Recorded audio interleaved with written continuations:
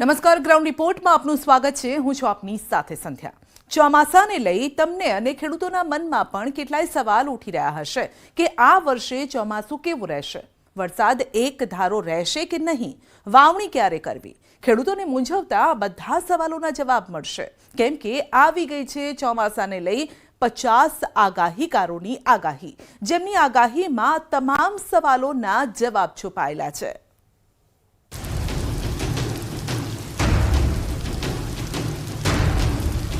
આ વર્ષે ચોમાસું કેવું રહેશે? 50 આગાહીકારોનો ચોમાસાનો વર્તારો। ચોમાસું ક્યારે કેવા વળાંક લેશે? 48-45 વરસાદ થશે।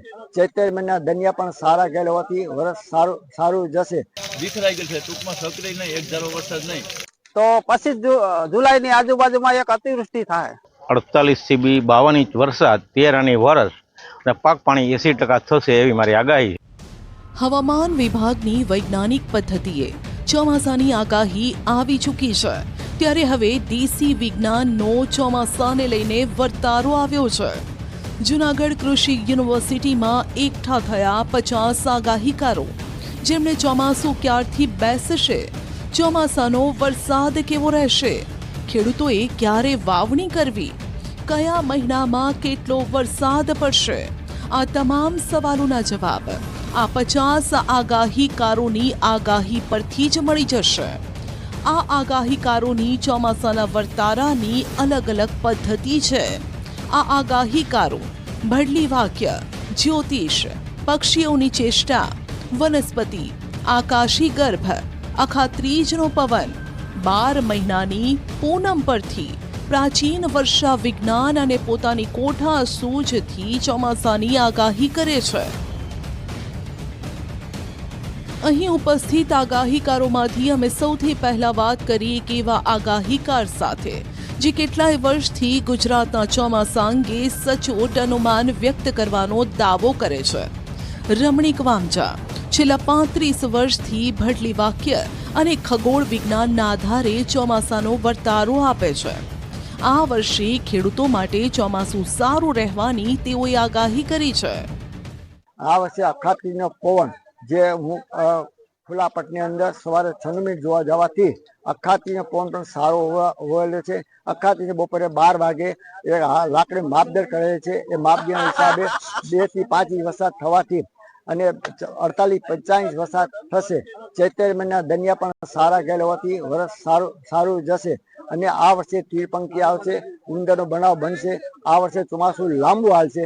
આ વર્ષે જે હાથિયા નક્ષત્ર 5મા નોરતા બેસવાથી જે ગાજવી સાથે 2 થી 10 ઇંચ વરસાદ થશે। નોરતા અને 5 ઇંચ વરસાદ થશે। આવતું વર્ષ સારું રહેશે તેવું મારું અનુમાન છે।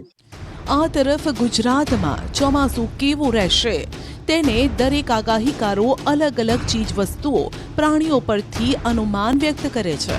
તેવામાં અમે એક એવા આગાહીકારને મળ્યા જેમને ફળ, ઝાડ, પશુ પક્ષીઓની બોલીમાંથી ચોમાસાનો વર્તારો કાઢ્યો, જેમણે આગાહી કરી છે કે ચોમાસામાં વચ્ચે વરસાદ ખેંચાશે। સાથે તેમણે જૂનની શરૂઆતમાં તોફાનના એંધાણની પણ આગાહી કરી। 2025ના વર્ષની વર્ષા ઋતુ એવી છે કે જે વિખરાઈ ગયેલ છે, ટૂંકમાં સક્રિય નહીં, એક ધારો વરસાદ નહીં, પણ એક તોફાન આવે છે। તો જૂન બેસતા એમાં વાવણી થાય અને ખૂબ વરસાદ થાય। પછી જુલાઈની અંદર પણ એવું જ છે, એમાં તોફાન આવે છે અને ઘણા રાજ્યોમાં થાય અને વરસાદ સારો થાય। એ પછી ઓગસ્ટ અને સપ્ટેમ્બરમાં વર્ષા ઋતુ છે, પણ ક્યાંય થાય ને ક્યાંય ઓછો થાય એવું છે। જરૂર પૂરતો વરસાદ નહીં, થોડીક ખેંચ દેશે થાય। તોફાનને લીધે કઈ નુકસાની થાય? નુકસાનીથી લાભ બહુ થાય, કારણ કે વર્ષા ઋતુની અંદર તોફાન છે ને, વર્ષા ઋતુનું વરસાદ અનુકૂળ હોય એટલે ખેડૂતોને લાભ થાય છે, વારે ફાયદારૂપ છે। અન્ય એક આગાહીકાર ભરતભાઈ મકા પણ ચોમાસું સારું રહેવાની આગાહી કરી રહ્યા છે। તેમની આગાહી મુજબ ચોમાસું સમય કરતા મોડું આવશે, સાથે જ અરબ સાગરમાં હલચલના કારણે વાવાઝોડાની સંભાવના છે। તેના પછી આપણે વાત કરીએ વરસાદની, તો જુલાઈ માસમાં 9-10 જુલાઈથી માંડી 31 જુલાઈ સુધીમાં ભારે વરસાદ થાય। એકંદરે નદી નાળા છલકાઈ જાય એવો વરસાદ થઈ જાય અને આપણે આમ જોવા જાય તો 25 જુલાઈની આજુબાજુમાં એક અતિવૃષ્ટિ થાય એવા ઈંધણ છે મારા પાસે. વધુ એક હવામાન આગાહીકાર પરસોત્તમ રાજાણીએ આ વર્ષે 13 આની ચોમાસું રહેવાની આગાહી કરી છે. તેમના મતે સરેરાશ 48 થી 52 ઇંચ વરસાદ થશે. સાથે જ ઓગસ્ટમાં વરસાદની થોડી અછત રહી શકે છે. આ સિવાય આ ચાલુ વર્ષે 48 થી 52 ઇંચ વરસાદ 13 આની વરસ અને પાક પાણી 80% થશે એવી મારી આગાહી છે. ઓગસ્ટ મહિનામાં વરસાદની થોડી ખેંચ રહે આવું મારું અનુમાન છે. ખેડૂતો માટે 80% પાક અને શિયાળોમાં પીત થાય પણ ઉનાળુ પીત ન થાય એવું પાણીની ખેંચ રહે એવું મારું અનુમાન છે. અને બીજું, સાગર કાંઠે દરિયાકાંઠે વરસાદનું પ્રમાણ થોડુંક વધારે રહે. ભાવનગરથી શરૂ કરી ઓખા મંડળ સુધીની પટ્ટીમાં વરસાદનું પ્રમાણ સારું રહે. વાવાઝોડું જુલાઈ મહિનાના છેલ્લા અઠવાડિયામાં કદાચ અરબી સમુદ્રમાં ઊભું થાય તે આવી શકે. તો વધુ એક જાણીતા હવામાન આગાહીકાર નિલેશ વાનાણીની પણ આગાહી સામે આવી છે. તેમની આગાહી મુજબ આ વર્ષે ચોમાસું સારું રહેશે. ચોમાસામાં વરસાદના કુલ 69 દિવસ રહેશે. જૂનમાં વરસાદના 15 દિવસ, તો જુલાઈમાં 20 દિવસ, સપ્ટેમ્બરમાં 21 દિવસ, ઓક્ટોબરમાં 13 દિવસ વરસાદ રહેશે. નિલેશભાઈએ પણ વાવાઝોડાની સંભાવના વ્યક્ત કરી છે. 21 મે થી 26 મે વચ્ચે વાવાઝોડાની સંભાવના છે. વાવાઝોડું અથવા મજબૂત સિસ્ટમ બની શકે છે અને જૂનમાં પણ વાવાઝોડું કે મજબૂત સિસ્ટમની સંભાવના છે. આ ઉપરાંત ઓક્ટોબર દરમિયાન પણ વાવાઝોડું કે મજબૂત સિસ્ટમ બનશે. જૂનાગઢ વર્ષા વિજ્ઞાન મંડળમાં એકઠા થયેલા તમામ આગાહીકારોનો એક જ સૂર છે કે આ વર્ષે ચોમાસું સારું રહેશે. દરેક આગાહીકારના અનુમાનનો છેલ્લે નિચોડ કાઢીએ તો જૂનના પહેલા સપ્તાહમાં વાવણીની શક્યતા, 100%થી વધુ વરસાદની સંભાવના, 2 વાવાઝોડા બનવાની પણ સંભાવના. ઓક્ટોબરના અંતમાં વિદાય લઈ શકે છે ચોમાસું. આગાહીકારોનું અને જનરલી આપણો હવામાન વિભાગનું પણ કેવું છે કે આ વખતનું ચોમાસું પ્લસ ચોમાસું રહેશે અને લગભગ 100% થી વધારે વરસાદ રહેશે. આ વખતનો ચોમાસાની આગાહી લગભગ 16 આની ચોમાસાની આગાહી છે અને વરસાદ હવામાન વિભાગે પણ 104% જેવી વરસાદની આગાહી કરી છે. અને અમારા જે અત્રે આવેલા આગાહીકારો પણ લગભગ તેમનો પણ સૂર એવો જ છે. આ આગાહીકારોને ભેગા કરવાનું કામ જૂનાગઢ કૃષિ યુનિવર્સિટી દ્વારા કરવામાં આવે છે. આ આગાહીકારોનો મુખ્ય હેતુ એ છે કે ગુજરાતના ખેડૂતોને ચોમાસા દરમિયાન ક્યાંય પરેશાની ભોગવવાનો વારો ન આવે. ખેડૂત ચોમાસાની સિઝનનો પૂરેપૂરો ઉપયોગ કરે, સારું ઉત્પાદન મેળવે, તે માટે 50થી વધુ આગાહીકારો અહીં ભેગા થઈ એક સંપૂર્ણ વિગતવાર આગાહી આપે છે. જૂનાગઢ વર્ષા વિજ્ઞાન મંડળના સતત 31મા વર્ષે આ વર્તારો આપવામાં આવ્યો છે. આ ખ્યાતનામ આગાહીકારોની મોટાભાગની આગાહી સાચી પડતી હોય છે.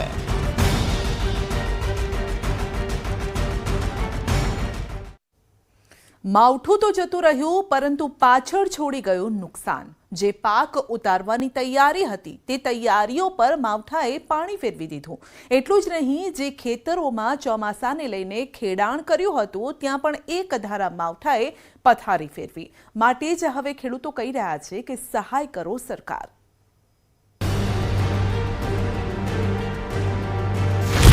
માવઠાએ ખેડૂતોની બેસાડી માઠી દશા. ખેતીમાં બાજરી, ભાત, અડદ, મગને બહુ નુકસાની છે. કમોસમી મારે ખેડૂતોની ભાંગી નાખી કમર. ત્યાં જે ડાંગર ત્યાં બધી ત્યાં પડી ગઈ છે બરાબર. એ તો એમાં લગભગ 10-15% નુકસાન પહેલા થયું છે. આ નુકસાનીનું કોણ આપશે વળતર? વરસાદ પડ્યો એટલે નવે હારથી બધી ખેતી કરવી પડે અને ખર્ચો ડબલ થઈ જાય. આ વેદના ખેડૂતોની છે જેમણે મહા મહેનતે પાકનો ઉછેર કર્યો, દવા પાણી ખાતર નાખીને પાકને મોટો કર્યો, અને જ્યારે લણણીનો સમય આવ્યો ત્યારે જ માવઠું મહામુસીબત બનીને ત્રાટક્યું. માવઠાએ વેરેલા વિનાશની તસવીરો રાજ્યના અલગ અલગ જિલ્લાઓમાંથી આવી રહી છે. ક્યાંક માવઠાએ ખેડૂતોની મહેનત પર પાણી ફેરવ્યું, તો ક્યાંક ઊભા પાકને ધૂળધાણી કરી નાખ્યો, ક્યાંક પાકને વેચવા જેવો પણ ના રાખ્યો. આકાશી આફતે કેવી તબાહી મચાવી છે તેના આ પુરાવા જોઈ લો.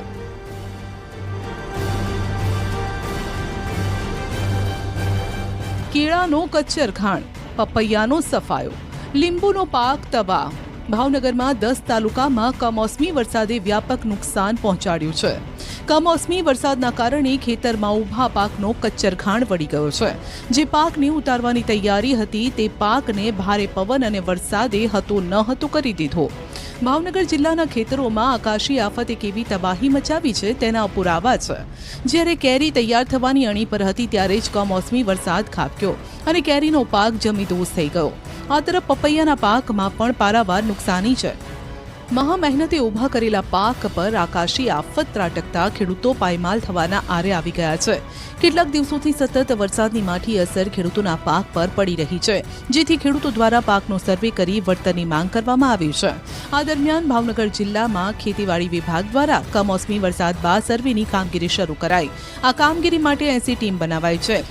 જો કે કયા પાકનું કેટલું વાવેતર અને ક્યાં કેટલું નુકસાન થયું છે તે સર્વે બાદ જ જાણવા મળશે. માવઠાનો વરસાદ છે એના કારણે કેટલાક તાલુકાઓમાં નુકસાનીના સમાચાર છે પાકમાં. તો એના માટે તાલુકા કક્ષાએ તંત્રને સૂચના આપી છે અને એમના દ્વારા ટીમની રચના કરીને સર્વેની કામગીરી શરૂ કરવામાં આવી છે. આપણે તમામ તાલુકાઓમાં વધતા ઓછા અંશે વરસાદ હતો, એના કારણે જો અસરગ્રસ્ત વિસ્તારની ફરિયાદ મળી હોય અથવા તો એવા સમાચાર મળ્યા હોય તો એ તમામ તાલુકાઓમાં સર્વે કરવાની સૂચના મળેલી છે. ખાસ કરીને મહુવા અને તળાજા ને એ તાલુકો છે તો ત્યાં થોડી વધારે ફરિયાદ હતી, કેમ કે ત્યાં વધારે વરસાદ હતો અને વાવેતર વિસ્તાર પણ ત્યાં વધારે હોય છે. તો ત્યાં અત્યારે અને મોટે ભાગે બધા તાલુકાઓમાં સર્વેની કામગીરી શરૂ છે અથવા તો પૂરી થવામાં છે. ખેતરમાં ડાંગર ઢળી પડી. માવઠાના કારણે જુઓ આ ડાંગરના પાકની હાલત. આ ડાંગર વરસાદમાં નથી ધોવાઈ, પરંતુ ખેડૂતો ધોવાઈ ગયા છે.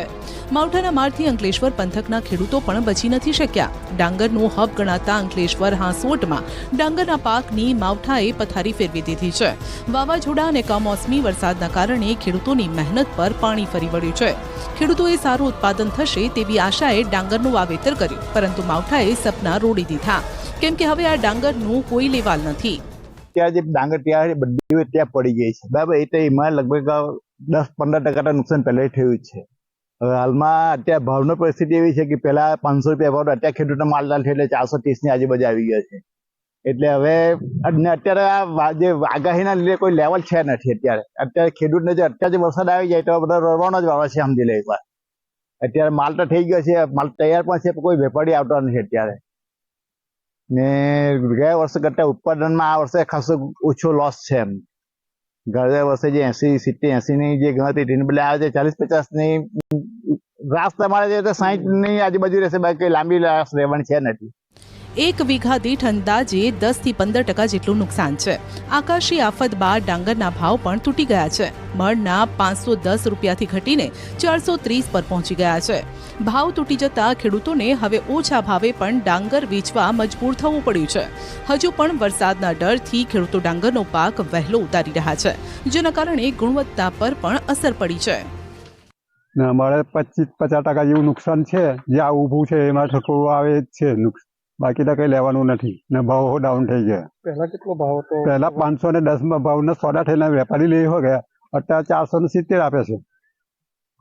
કેટલા ટકા નુકસાન થયું? 30-40% નુકસાન છે. એમ ચોમાસા પહેલા ખેડાણ માથે પડ્યું. આ ખેતરોમાં ટ્રેક્ટરથી ખેડાણ બીજી વાર થઈ રહ્યું છે, કેમ કે કમોસમી વરસાદના કારણે જે જમીન ચોમાસું આવવાને લઈને તૈયાર કરી હતી તે મહેનત પર માવઠાએ પથારી ફેરવી. કેટલાય ખેડૂતો ટ્રેક્ટર ભાડે રાખીને ખેડાણ કરે છે, જેનો 1 કલાકનો ભાવ 500 થી 600 રૂપિયા હોય છે. જે ખર્ચો માવઠાના કારણે માથે પડ્યો. હવે તેમને ડબલ મજૂરી થઈ છે. હવે એક સાથે ખેતી કામ શરૂ થતા લોકોને ટ્રેક્ટર પણ ભાડે મળવા માટે મુશ્કેલ પડી ગયા છે. ખેતી ચા શરાબ બધું કરી લીધેલું હતું અને પાછો વરસાદ થયો એટલે ફરીથી બીજી વખત ચા શરાબ કરવા પડ્યા છે અને ખેતીમાં બહુ ભારે નુકસાન થયું હોય અને કલાકના અત્યારે 500-600 રૂપિયા તો ભાડું લે અને ટ્રેક્ટર કંઈ વાહન મળતા નથી અત્યારે. અને બીજી વખત ટૂંકમાં ઉનાળુ આ ચોમાસું પાક લેવા માટે ફરીથી ખેતી કરવી પડશે નવેસરથી પાછી. છેલ્લા અઠવાડિયાથી આપણે કમોસમી વરસાદ બહુ સારો પડ્યો. 4-5 દિવસ કન્ટિન્યુ વરસાદ રહ્યો, બપોર પછી આવતો હતો. હવે ખેડૂતને એવું હતું કે પહેલા ખેતી બધી કમ્પ્લીટ કરી લીધી, ચોમાસું નજીક આવતું હતું એટલે હવે વરસાદ પડ્યો એટલે નવેસરથી બધી ખેતી કરવી પડે અને ખર્ચો ડબલ થઈ જાય. માની લ્યો કે અત્યારે 1 કલાકના 600-700 રૂપિયા ટ્રેક્ટર ના લે તો બધી નવેસરથી ખેતી આપણે કરવી પડે તો ડબલ ખર્ચો થયો. કમોસમી વરસાદ 1-2 દિવસ પૂરતો ન હતો, અઠવાડિયા જેવો ચાલ્યો, જેના કારણે મગ, અડદ, તલ ઉપરાંત શાકભાજીના પાકને પણ ભારે નુકસાન છે. માટે હવે ખેડૂતો સરકાર પાસે સહાયની માંગ કરી રહ્યા છે. ખેતીમાં બાજરી, ભાત, અડદ, મગને બહુ નુકસાની છે. ખેતીમાં અમે ચારાપ કર્યા તે પાછા ખરીદી પાછા કરવા પડ્યા. અહીંયા છે ટ્રેક્ટર વાળા 500 રૂપિયા લઈએ એટલે ખેડૂતને નુકસાની બહુ છે. આ બધું પાછી આ વરસાદ કમોસમી થયો, હવે આ વરસાદની માલિકોમ ખેતી પાછી બધી કરવી પડે એમ છે સાહેબ. સમજી ગયા, હવે ટ્રેક્ટર મળતા નથી તોય ભાડું લે, 500-600 રૂપિયા કલાકનું ભાડું લે છે. આ ચોમાસા પાકની ખેતી બીજી વાર કરવી પડશે, એમાં બહુ નુકસાન છે. આજે વરસાદે વિરામ તો લીધો છે પણ તડકો પડે છે, પણ હવે પાછા 10 દી પછી ગરાય અંદર એવી ખેતી નુકસાન થયું છે. માવઠાના કારણે થયેલા નુકસાનને લઈ મંત્રી કુંવરજી બાવળિયાએ ખેડૂતોને કૃષિ નુકસાન અંગે સર્વેનું આશ્વાસન આપ્યું છે. અમારા માનનીય મુખ્યમંત્રી ભૂપેન્દ્રભાઈ પટેલે અમે ખાસ કરીને કૃષિ મંત્રી રાઘવજીભાઈને અમારા સૌના ધ્યાન પર મૂક્યું છે કે ક્યાંય ખેડૂતોને વધારે નુકસાન થયેલું હોય, ક્યાંય કોઈ પ્રકારના પાકમાં, તો એનું તાત્કાલિક સર્વે કરાવવું. અત્યારે હજી વરસાદની સિઝન ચાલુ, માવઠાની સિઝન ચાલુ છે, માવઠું પૂરું થતાની સાથે તાત્કાલિક સર્વે કરાવી લેવું અને જે પ્રકારના પાકોમાં જે નુકસાન થયું છે એને વળતર આપવા માટેનું પણ માનનીય મુખ્યમંત્રી આદરણીય ભૂપેન્દ્રભાઈ અમારા કૃષિ મંત્રી રાઘવજીભાઈને સૂચના આપી છે અને એ પ્રમાણે કોઈ ખેડૂતોએ ચિંતા કરવાનો વિષય નથી. જે નુકસાન થયું છે એ પ્રમાણે એને નુકસાન ભરપાઈ કરવામાં આવશે, વળતર આપવામાં આવશે. સર્વેની હૈયાધારણા આપવામાં આવી છે, નુકસાનીના વળતરનું આશ્વાસન આપવામાં આવ્યું છે, પણ સવાલ એ છે ક્યારે આ સર્વે થશે અને ક્યારે વળતર મળશે? સહાયથી શું આ ખેડૂતો સંકટમાંથી બહાર ઉગરશે?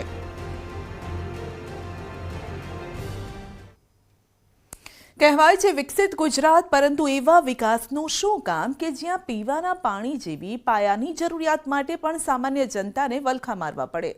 દરેક ક્ષેત્રે અગ્રેસર ગણાતા ગુજરાતમાં હાલના સમયમાં પણ કોઈ ગ્રામ્ય નહીં પરંતુ શહેરી વિસ્તારમાં પાણી જેવી મૂળભૂત જરૂરિયાત સામે પણ પ્રશ્નો ઊભા થઈ રહ્યા છે. ભાવનગરની શહેરી જનતાને પીવાના પાણી માટે ટેન્કરો પર આધાર રાખવો પડી રહ્યો છે.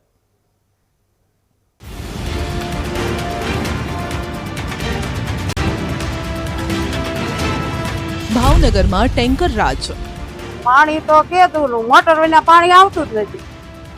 મોટર મૂકી તો પાણી આવે તો લાઇટ બિલ કેટલું આવે. નળમાં જળ નહીં, માત્ર હવા જ આવે છે. નાના નાના છોકરા છે તો અમારે ક્યાં જવું પાણી વગર? રાજ્યમાં દાવા તો થઈ રહ્યા છે ટેન્કર રાજ દૂર થવાના, ઘરે ઘરે નળથી જળ પહોંચાડવાના, પણ ભાવનગરની આ ગલીઓ તે દાવાઓની પોલ ખોલી રહી છે. ટેન્કરની રાહ જોતા તેમાંથી પાણી ભરતા દ્રશ્યો કોઈ અંતરિયાળ ગામડાના નહીં પરંતુ શહેરના છે. ભાવનગર શહેરના કેટલાય વિસ્તારોમાં પાણી પહોંચાડવાના દાવાઓ નેતાઓ રેલીઓમાં કરે છે, રોડ શોમાં કરે છે, પરંતુ ભાવનગરના કેટલાય વિસ્તારોમાં જ્યારે અમારા સંવાદદાતા પહોંચ્યા તો આ ટેન્કરો જોવા મળ્યા. ટેન્કરથી પાણી લેવા માટે લોકોની લાઈન આ દાવાઓની હવા કાઢી રહી છે. શહેરના ફુલસર, ચિત્રા, કુંભારવાડા, સિસર ચોકડી, ખેડૂતવાસ સહિતના વિસ્તારોમાં મહાનગરપાલિકાના નળમાં પાણી નહીં માત્ર હવા આવે છે. કરોડો રૂપિયા ખર્ચીને તંત્રએ 1.60 લાખ નળ કનેક્શન આપ્યા, જે હાલ શોભાના ગાંઠિયા સમાન છે. લોકોને ટેન્કર પર જ નિર્ભર રહેવું પડી રહ્યું છે. ટેન્કરની રાહ જુઓ, તેમાંથી પણ જરૂરિયાત હોય તેટલું પાણી નથી મળતું. અત્યારે ઉનાળામાં તો પાણી જોવે જ તેને. કેટલું પાણી આવે? થોડુંક જ આવે, એક ટીપણું નથી ભરાતું. એટલા પાણીમાં અમે 6-7 જણા કેવી રીતે પૂરું કરવી? રજૂઆત કરો તો શું છે? દર ખેલે કરે છે, કઈ આવતું નથી. તો હા, એવી રીતના કરવી છે. તડકાનું પાણી ક્યાં? પાણી વગર તો ઉનાળામાં તો થોડું હાલે. પાણી મોટર મૂકી તો આવે, નકર કઈ આવતું નથી. હા, મૂકું એટલું નહીં આવતું. લો ને, હાંડો વગા ભરાય. પાણી ચડે તો આવે ને, કઈ મોટર મૂકી તો આવે, તો ઈ ડસકે આવે. શહેરના વિસ્તારોમાં આજે પણ પીવાના પાણીનો પુરવઠો ટેન્કર મારફતે પહોંચાડવામાં આવે છે. શહેરમાં દરરોજ 40થી 50 ટેન્કર દ્વારા પાણી વિતરણ કરાય છે અને છતાંય તે પૂરું પડતું નથી. શહેરીજનોએ અનેક વખત રજૂઆત કરી હોવા છતાં સત્તાધીશો અને અધિકારીઓને પ્રજાની હાલાકીની કોઈ અસર જોવા નથી મળતી. નાગરિકો સવાલ કરી રહ્યા છે કે તેઓ વેરા શું કરવા ઉઘરાવે છે. આ વિસ્તારની અંદર પાણીના ખૂબ જ મોટી મહામારી છે. અલગ અલગ વિસ્તારો, મફતનગર જેવા વિસ્તારોની અંદર પાણીની અછત છે, જેના કારણે અવારનવાર કોર્પોરેશનના અધિકારી અને કોર્પોરેટરોને રજૂઆત કરી છે, છતાં પાણીની કોઈ પણ પ્રકારની વ્યવસ્થા કરવામાં નથી આવતી. પાણી આવે છે, અલગ અલગ ટાઈમિંગમાં પાણી આપે છે, નહિવત પાણી આપે છે, અને જે પાણીનું પ્રેશર હોવું જોઈએ એ પાણીના પ્રેશર નથી આવતું. એના કારણે એ લોકોને મોટર મૂકવી પડે છે અને મોટરના કારણે ખૂબ જ મોટા જીબીના બિલો આવે છે. ત્યારે સરકાર અને મહાનગરપાલિકા ખૂબ જ મોટા ઘરવેરા અને પાણીવેરો આપે છે, પરંતુ હાલની તબક્કે આ વિસ્તારની અંદર જે પ્રકારે વેરા વસૂલ કરવામાં આવે છે એટલી પાણીની સુવિધા આપવામાં નથી આવતી. ભાવનગરમાં પાણીની સમસ્યા દૂર કરવા માટે નર્મદાના નીર સૌની યોજના થકી 160 કરોડ રૂપિયા ખર્ચવામાં પણ આવ્યા છે, જેનો લાભ ભાવનગરની જનતાને એક પણ વખત નથી મળ્યો. 5 વર્ષ પહેલા નાખવામાં આવેલી સૌની યોજનાની લાઇન એક પણ વખત શરૂ કરવામાં નથી આવી. જ્યારે બીજી બાજુ સરકાર મહાનગરપાલિકાના સહયોગથી ભાવનગરના 13 વોર્ડમાં અલગ અલગ અમૃત સરોવર બનાવ્યા, પરંતુ આ સરોવર પણ ખાલીખમ છે. સવાલ એ છે કે કેમ તંત્ર ભર ઉનાળે લોકોને તરસે મારી રહ્યું છે? કેમ જનતાને પાયાની જરૂરિયાત માટે જ વલખા મારવા પડી રહ્યા છે? હવે એ કાયદાસર વેરા મોકલે છે અમને. હવે આમાં પાડવું કરી રહ્યા. માણસ કેવી રીતે વ્યવહાર ભરે? તો અમને પાણી ટેમે આપતા નથી. હાજે પેલા એને 3 વાગ્યાનો ટેમ હતો, તમે 3 વાગે કામે ગયા હોય તો પાણી હાટું ઘરે આવીએ કલાક 2 કલાક. પછી હવે એમાંથી એને 100 વાગ્યાનો ટેમ કર્યો તો 100 વાગ્યા પાણી નહીં. હાજે હુઈ જાય પછી પાણી દેવું કોણ ભરે? પછી ખુલ્લા નળ વયા જાય. માણસ થાક્યા પાક્યા આવ્યા હોય તો રાંધીને ખાઈને તો હુઈ જ જાય ને. પાણી વગર ના રહી. હાજે આજ બી નાયા વગર ના રહેશે. પાણી નથી, નળ આવી છે ને. ભાવનગર શહેરની હાલની પરિસ્થિતિની વાત કરવામાં આવે તો મહાનગરપાલિકા 70 થી 75 MLD પાણી ખરીદી રહી છે, જેનો મહિનાનો ખર્ચ જ 1 કરોડ 20 લાખ રૂપિયા જેટલો થાય છે. આ સાથે પાલીતાણા ખાતે આવેલા શેત્રુંજી ડેમમાંથી 90 થી 95 MLD પાણીની ખરીદી કરવામાં આવે છે, જેનો ખર્ચ 1 કરોડ 40 લાખ રૂપિયા થાય છે. આમ મનપાનું તંત્ર દર મહિને 2 કરોડ 60 લાખ રૂપિયા પાણી પાછળ ખર્ચી રહી છે. પાણીના કકડાટને લઈ તંત્રને નેતાઓને કેટલી વાર રજૂઆત કરી, પરંતુ સાંભળે કોણ? તંત્ર પણ કબૂલી રહ્યું છે કે ટેન્કર રાજ ચાલી રહ્યું છે? ઉનાળાની સિઝન દરમિયાન કોઈ છેવાડાના વિસ્તારની અંદર જો પાણીની કોઈ તકલીફ થતી હોય કે ઓછા પ્રેશરથી મળતું હોય તેવા વિસ્તારને વોટર ડિપાર્ટમેન્ટની સૂચના અનુસાર અત્રેના વિભાગેથી ટેન્કર દ્વારા પીવાનું પાણી અમે પૂરું પાડીએ છીએ. ઓન એન એવરેજ દરરોજના 40 થી 42 ટેન્કર પીવાના પાણીના અમે પૂરા પાડીએ છીએ. ઉનાળા સિવાયની સિઝનમાં માનો કે શિયાળો છે, ચોમાસો છે, ત્યારે લગભગ આમ તો બહુ જરૂરિયાત રહેતી નથી. ફક્ત ને ફક્ત ઢોરવાડા એવું કંઈ જે છે કોર્પોરેશન હસ્તકનું, એમાં 5-10 ટેન્કરની જે જરૂરિયાત હોય એ પૂરી પાડવામાં આવે છે. અધિકારીઓ માને છે કે ઉનાળામાં પાણીની માંગ વધુ હોય છે, જ્યારે શિયાળામાં અને ચોમાસામાં ઓછી રહેતી હોય છે. આ સ્થિતિ સ્પષ્ટ કરે છે કે નેતાઓના દાવાઓ ખોટા સાબિત થઈ રહ્યા છે અને લોકો આજે પણ ટેન્કર પર નિર્ભર છે. મહાનગરપાલિકા તંત્ર દર મહિને 2 કરોડ 60 લાખ રૂપિયા પાણીની માફક પાણી વિતરણ પાછળ કોઈ આયોજન કે પ્લાનિંગ વગર જ વેડફી રહી છે. નીતિન ગોહેલ, ન્યૂઝ 18 ગુજરાતી, ભાવનગર. રાજ્યમાં આજે પણ અકસ્માતોની વણઝાર લાગી. સનસનીખેજ અકસ્માતના આ દ્રશ્યો રાધનપુરના છે. અહીં નશામાં ચૂર એક નબીરાએ સર્જેલા અકસ્માતનો વિડીયો વાયરલ થયો છે. પાટણના રાધનપુર હાઈવે પર પાછળ આવતી કારમાં લાગેલા ડેશબોર્ડમાં અકસ્માતની ઘટના કેદ થઈ. કાર ચાલકે સામેથી આવતા બાઇકને જોરદાર ટક્કર મારી હતી. જો કે અકસ્માતમાં બાઇક ચાલકનો આબાદ બચાવ થયો છે. અકસ્માત બાદ અન્ય કાર ચાલકે પીછો કર્યો અને ત્યારબાદ સ્થાનિકો પણ આવી પહોંચતા કાર ચાલકને પોલીસને સોંપ્યો હતો. કારમાં પોલીસ રખેલી પ્લેટ અને દારૂની બોટલ મળી આવી હતી. આ તરફ સુરતના ભેસ્તાનથી ઊન વચ્ચેના BRTS રૂટ પર કાર ચાલકની નફટાઈ સામે આવી. કારની પાછળ એમ્બ્યુલન્સ હોવા છતાં તેને સાઈડ ન આપી તેની મસ્તીમાં જ કાર હંકારતો જોવા મળ્યો. જો કે 108 દ્વારા વારંવાર સાયરન વગાડવામાં આવ્યું, પરંતુ કાર ચાલક જાણે રેસ લગાવવા મેદાનમાં ઉતર્યો હોય તેમ એમ્બ્યુલન્સને સાઈડ જ નહોતો આપી રહ્યો. આ ઘટનાનો વિડીયો પણ સામે આવ્યો છે. વડોદરાના ડભોઈ બોડેલી રોડ પર કાર અકસ્માતમાં એકનું મોત નીપજ્યું. અચાનક કારનું ટાયર ફાટતા અકસ્માત સર્જાયો હતો.